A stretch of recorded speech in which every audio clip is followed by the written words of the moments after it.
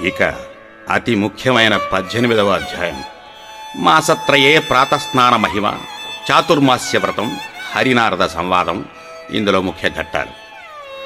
ఉద్భూత పురుషుడు ఈ విధంగా అంటున్నాడు: మునీశ్వరా, నేను అనుగ్రహింపబడుతున్నయ్యా.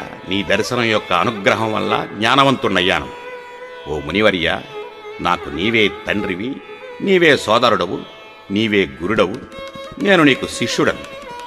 దరిద్రుడనై ముద్దుగా ఉన్న నాకిప్పుడు నీవుగాక గతి ఎవరయ్యా? పాపవంతుడైనటువంటి నేనెక్కడ?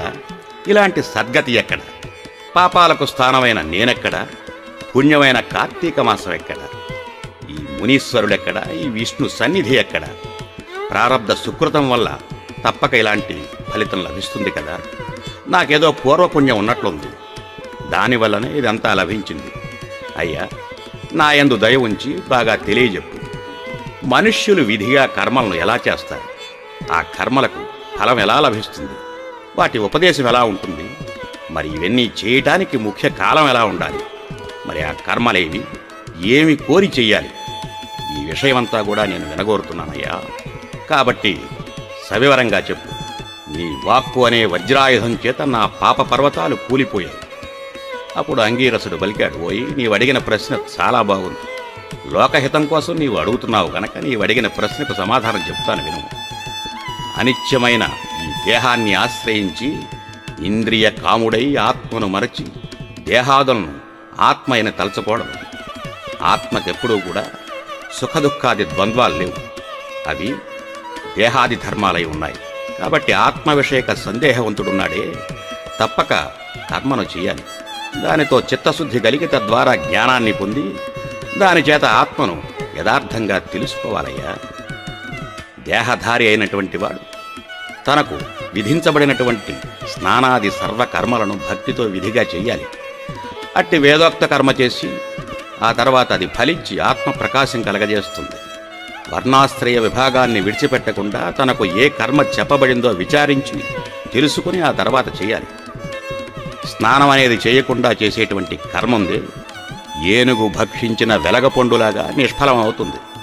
బ్రాహ్మణులకు ప్రాతస్నానం వేదోక్తమై ఉన్నది కదా. నిరంతరం ప్రాతస్నానం ఆచరించలేని వాడు తులా సంక్రాంతిలో, కార్తీక మాసంలో, మకర మాసంలోనూ, వైశాఖంలోనూ స్నానం చేయాలి. ఈ 3 మాసాలలో ప్రాతకాలంలో స్నానం చేసేటువంటి వాడు వైకుంఠానికి పోతాడు. అంతేకాదు, వాడికి ఉత్తమ గతి కలుగుతుంది. చాతుర్మాస్యాది పుణ్యకాలాల్లో, చంద్ర సూర్య గ్రహణాల్లోనూ స్నానం ముఖ్యం. ఇందు గ్రహణాలలో గ్రహణకాలం అందే స్నానం ముఖ్యం. ఇక బ్రాహ్మణులకు ప్రాముఖ్యమైనది 1 స్నానం, 2 సంధ్యాజపం, 3 హోమం, 4 సూర్య నమస్కారం. ఇవి తప్పక చేయదగినవి. స్నానం ఆచరించిన వాడెవరైతే ఉన్నాడో రౌరవ నరకంలో యాతనలు పొంది తొదకు కర్మభ్రష్టుడిగా జన్మిస్తాడయ్యా. కాబట్టి ఈ పుణ్యకాలం కార్తీక మాసం. ఈ కార్తీకం ధర్మార్థ కామ మోక్షాలను ఇస్తుంది. ఈ కార్తీకంతో సమానమైనటువంటి మాసమే లేదు, ఇంతకంటే పుణ్యకాలము లేదు. వేదంతో సమానమైన శాస్త్రం లేదు, గంగతో సమానమైన తీర్థం లేదు. మరి బ్రాహ్మణ్యంతో సమానమైన కులము లేదు, భార్యతో సమానమైన సుఖము లేదు, ధర్మంతో సమానమైనటువంటి మిత్రుడు లేడు. అలాగే నేత్రంతో సమానమైన జ్యోతిస్సు లేదయ్యా. మరి కేశవునితో సమానమైన దేవుడు లేడు. కాబట్టి కార్తీక మాసంతో సమానమైనటువంటి మాసం లేనే లేదు. కర్మస్వరూపాన్ని తెలుసుకుని కార్తీక మాసంలో ధర్మాల్ని చేసేవాడు కోటి యజ్ఞ ఫలాన్ని పొంది వైకుంఠంలో ఉంటాడు. ఉద్భూత పురుషుడున్నాడే, అతడు ఇలా అడుగుతున్నాడు: అయ్యా, చాతుర్మాస్య వ్రతం అని పూర్వం చెప్పి ఉన్నారు. మరి అది పూర్వం ఎవని చేత చేయబడింది? ఆ వ్రత విధి ఎలా ఉంటుంది? ఆ వ్రతానికి ఫలమేమిటి? దాన్ని చేసేవాడు పొందేటువంటి ఫలమేమిటి? ఆచరించు మనుష్యుడు ఏ లోకానికి పోతాడు? ఈ విషయమంతా సవిస్తారంగా చెప్పవయ్యా అనగానే అంగీరసుడు ఈ విధంగా పలుకుతున్నాడు: పోయి, నీవు ఈ మనుష్యులకు బంధువు కదా. నీ ప్రశ్నలన్నీ లోకోపకారార్థంగా ఉన్నాయి. సమాధానం చెబుతాను, సావధాన చిత్తుడపై విను. విష్ణుమూర్తి లక్ష్మితో కూడా ఆషాఢ శుక్ల దశమినందు పాలసముద్రంలో మరి నిద్ర అనేటువంటి వంకతో శయనిస్తూ ఉంటుంది. తిరిగి కార్తీక శుక్ల ద్వాదశి రోజున లేస్తుంది. ఇది చాతుర్మాస్యం అంటే 4 మాసాలు చేసేటువంటి వ్రతం. ఈ 4 మాసాలు విష్ణుమూర్తికి నిద్రాసుఖం ఇస్తాయి. అంటే హరి 8 మాసాలు మెలకువతో ఉండి 4 మాసాలు విశ్రాంతికై నిద్రిస్తాడు. విష్ణువుకు నిద్ర సుఖాన్ని ఇచ్చేది కాబట్టి ఇది పుణ్యకాలం. ఈ పుణ్యకాలంలో హరిని ధ్యానించేటువంటి వాడు విష్ణులోకానికి పోతాడు. ఈ 4 మాసాల్లోనూ చేసినటువంటి పుణ్యకార్యాలున్నాయే అవి అనంతాలవుతాయి. దీనికి కారణం చెప్తాను విను. ఈ విషయంలో నారదునకు హరి చెప్పినటువంటి కారణమే నీకు చెప్తాను. ఈ విషయంలో నారదునకు హరి చెప్పింది ఒక కథ కూడా ఉంది. పూర్వం కృతయుగంలో వైకుంఠలోకంలో హరి లక్ష్మితో కూడా సింహాసనం పైన కూర్చుండి సుర కిన్నర ఖేచర గణాలతోనూ మరి అలాగే స్వగణ భృత్యుల చేతను సేవించబడుతూ ఉంది. ఖేచరం అంటే ఆకాశ సంచారుడు, అలాగే ఉరగం అంటే సర్పాలు. హరి ఈ విధంగా ఉండగా భగవద్భక్తుడైనటువంటి నారదముని కోటి సూర్యకాంతి గల వైకుంఠ లోకానికి విచ్చేశాడు. నారదముని వచ్చి సింహాసనాసీనుడై 4 భుజాలు కలిగి పద్మరేకుల వంటి నేత్రాలతో ప్రకాశించిన విష్ణుమూర్తిని చూచాడు. చూచి అమిత ఆనందయుక్తుడై ఆ నారదుడు విష్ణుమూర్తి యొక్క పాదాలకు మొక్కాడు. శ్రీహరి కూడా నారదుని చూచి నవ్వుతూ తెలియని వానిలాగా ఇలా అన్నాడు, నారదా, నీవు సంచరించే స్థలాలలో సర్వత్రా కుశలంగా ఉన్నారా? ఋషుల ధర్మాలు బానే ఉన్నాయా? ఉపద్రవాలు ఏమీ లేవు కదా? మనుష్యులు వారి వారి ధర్మాలను ఆచరిస్తూ ఉన్నారా? ఈ విషయమంతా ఈ సభలో చెప్పవయ్యా. నారదుడు ఆ మాటలు విని ఆనందించి నవ్వుతో శ్రీహరితో ఈ విధంగా అన్నాడు, ఓ స్వామి, నేను భూమినంతా కూడా తిరిగి చూశాను. వేదత్రయంలో చెప్పబడిన కర్మ మార్గం విడవబడింది. కొంతమంది మునీశ్వరులున్నారే గ్రామ్య సుఖలోలురయ్యారు. మరి తమ తమ కర్మలను యావత్తూ విడిచిపెట్టారు. వారు దేని చేత ముక్తులవుదురో నాకు తెలియకుండా ఉంది. కొందరు తినకూడని వస్తువులు తింటున్నారు, కొందరు వ్రతాలను విడిచిపెట్టారు, కొందరు ఆచారవంతులుగా ఉన్నారు, కొందరు అహంకార వర్జితులుగా ఉన్నారు, మరికొందరు మంచి మార్గవర్తనులై ఉన్నారు, కొందరు నిందజేయువారుగా ఉన్నారు. కాబట్టి దేవా, ఏదైనా ఒక ఉపాయం చేత శిక్షించి ఈ ఋషీశ్వరును రక్షించు.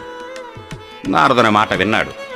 భక్తవత్సలుడు సమస్త లోక పాలకుడు అయిన శ్రీహరి లక్ష్మితో సహా గరుత్మంతుని అధిష్ఠించి భూలోకానికి విచ్చేశాడు. విష్ణుమూర్తి వృద్ధ బ్రాహ్మణ రూపధారి అయి వేల సంఖ్యలో ఉన్నటువంటి బ్రాహ్మణులున్న స్థలాన దగ్గరికి వచ్చాడు. సర్వపాణి హృదయగతుడైనప్పటికీ మాయానాటకధారి అయి పుణ్యక్షేత్రాలలోనూ తీర్థములందు పర్వతాలలోనూ అరణ్యాలలో ఆశ్రమాలలో సమస్త భూమిలోనూ తిరుగుతూ ఉన్నాడు. ఇలా సంచరిస్తూ ఉన్న విష్ణుమూర్తిని చూచి కొందరు భక్తితో అతిథి సత్కారాలు చేశారు, కొందరు నవ్వారు, కొందరు నమస్కారం కూడా చేయకుండా ఉన్నారు, కొందరు అభిమానవంతులయ్యారు, కొందరు గర్వంతో ఉన్నారు, మరికొందరు కామాంధులై ఉన్నారు, కొందరు ఆ క్రియాకలాపాలను మానేశారు, కొందరు ఏకవ్రత పరాయణులై ఉన్నారు, మరికొందరు నిషిద్ధ దినాల్లో అన్నాన్ని తినేవారుగా ఉన్నారు, కొందరున్నారే ఏకాదశి ఉపవాసం ఆచరించిన వారుగా ఉన్నారు, కొందరు తినకూడని వస్తువులు తింటూ ఉన్నారు, కొందరు ఆత్మచింత చేస్తూ ఉన్నారు. బ్రాహ్మణ రూపధారి అయిన భగవంతుడు అలాంటి వారిని చూచి మంచి మార్గానికి తెచ్చే ఉపాయాన్ని ఆలోచిస్తూ నైమిసారణ్యంలో ఉన్నటువంటి ముని బృందాల సన్నిధికి వచ్చారు. వచ్చి బ్రాహ్మణ రూపాన్ని వదిలిపెట్టి పూర్వంలాగానే గరుడారూఢుడై కౌస్తుభ శంఖచక్రాలను ధరించి లక్ష్మితోనూ స్వభక్తులతోనూ కూడి ప్రకాశిస్తూ ఉన్నాడు. అక్కడ ఉండేటువంటి జ్ఞానసిద్ధులు మొదలైన మునులున్నారే, వాళ్ళు వైకుంఠం నుండి తమ ఆశ్రమానికి వచ్చినటువంటి వాడు, అవిశ పువ్వుతో సమానమైన కాంతి గలవాడు, కోటి సూర్య ప్రభాభాసమానుడు, అనేక సూర్యకాంతివంతుడు, మనోవాచామ గోచరుడు, దేవతాపతి, స్వయంభువుడు, ప్రసన్నుడు, అధిపతి, ఆద్యుడు అయిన విష్ణుమూర్తిని చూచి ఆశ్చర్య పొంది ఆనందంతో శిష్యసుతాది పరివారంతో హరిసన్నిధికి వచ్చారు. అలా వచ్చి వారు హరిపాదాలకు నమస్కారం చేసి వారి ముందర నిలిచి అంజలి బద్ధులై హరిని వక్ష్యమాణ రీతిగా స్తుతిస్తూ ఉన్నారు. దీనితో 18వ అధ్యాయం పరిసమాప్తయింది.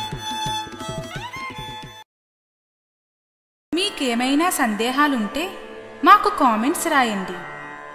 ఈ వీడియో మీకు నచ్చినట్లయితే మా ఛానల్ను సబ్స్క్రైబ్ చేయండి.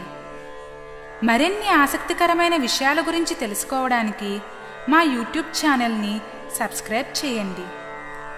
మా యూట్యూబ్ ఛానల్లో 100కి పైగా పరిష్కార మార్గాలు ఉన్నాయి. మీకు కావలసినవి పాటించి ఆ దైవానుగ్రహం పొందండి. ఓం శాంతి.